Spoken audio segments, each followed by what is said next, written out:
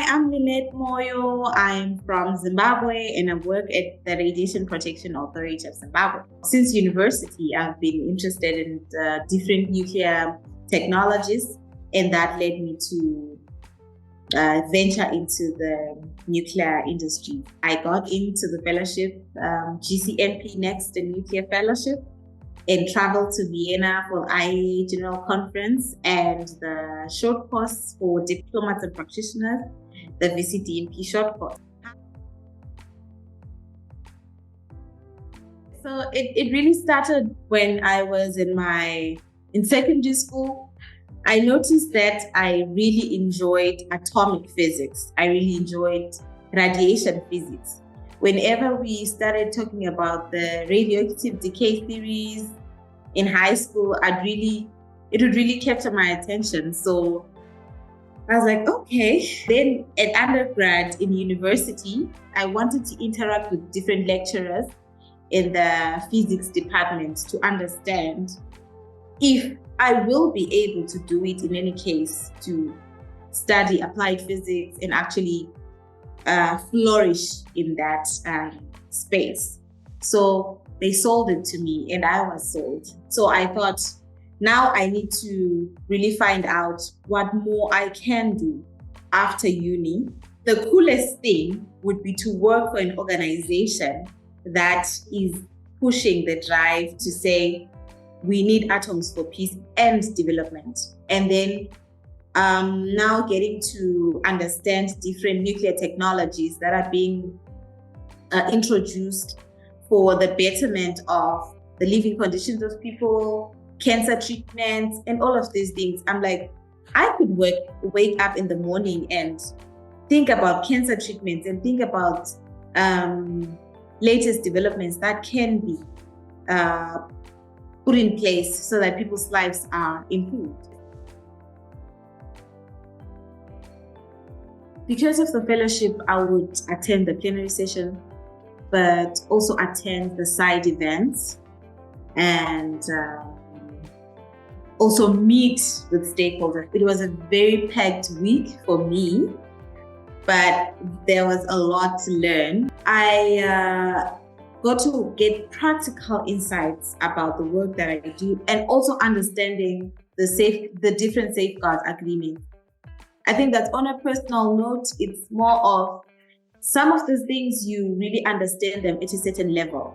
And then when you meet certain people and then you are in a room with different experts and they are explaining certain things, you get to understand, oh, so this is how it works. Also, that's how it works. So I really did get to understand about the different safeguards protocols and how they're applied in different states or different countries based on their inventories. Because you're meeting with experts, these people are really good at their communication and leadership skills. So it's also about learning that, because in as much as we can learn the scientific aspects, we need to be able to communicate the scientific issues and technical aspects of nuclear technology.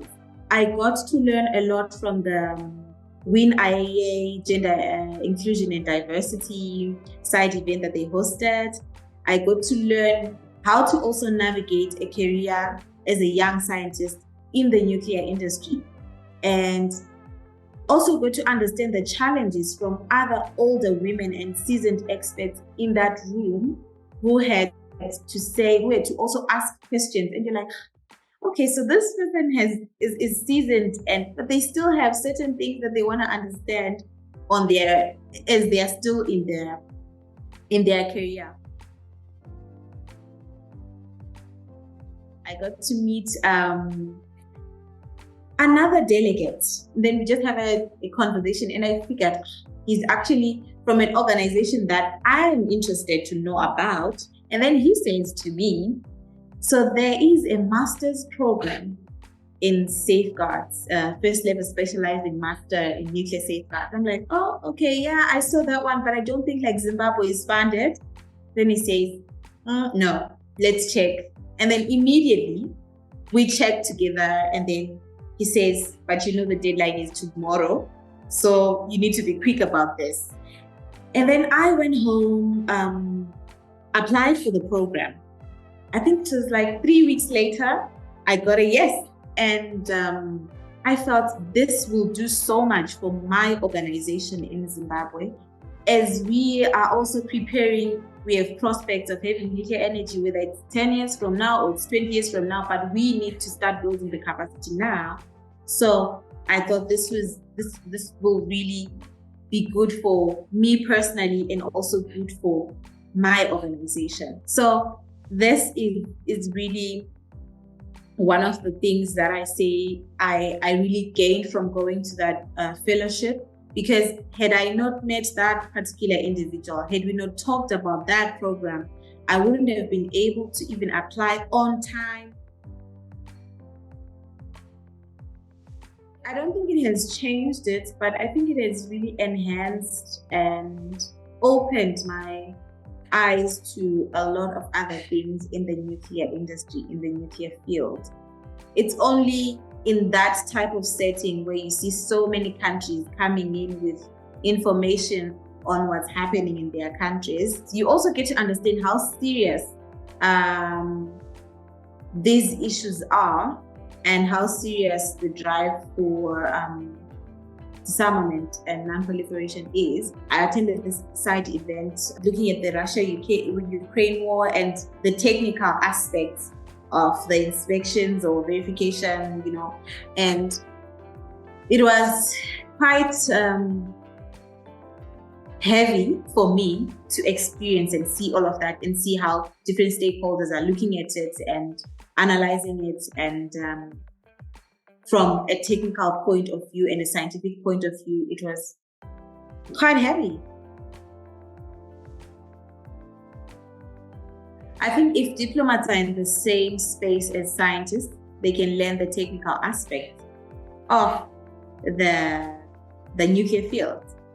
And this can better help them in their negotiations or in their policy changes to make more robust and effective strategies. It's more of providing valuable information that diplomats cannot get anywhere else except from the scientists.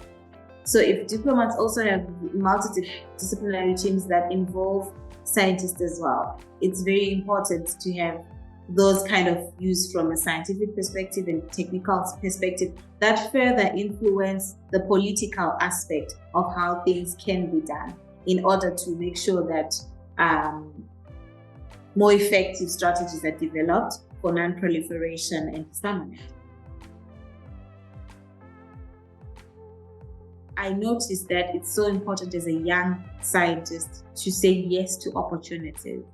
And we also spoke about this with Mr. Scott, and he was like, yeah, it's very, very important to say yes to opportunities as they come, because it's always a moment of growth and learning, and especially for a young scientist. Didn't think even in my wildest dreams I would be at the IAGC in 2023, because it was something that I was thinking, maybe 2033 or something, because just like we saw in that room, there's a lot of seasoned experts, and that comes with many years of learning and being on the job. So for me, it was really a dream come true. And I wish that a lot of early career scientists who are interested in the same career pathway would take up such opportunities, won't be scared to apply. And if it's a no, you try again next year. If it's a yes, then already it's more you have been catapulted further in your career as opposed to if you hadn't been exposed to such an opportunity. So, yeah.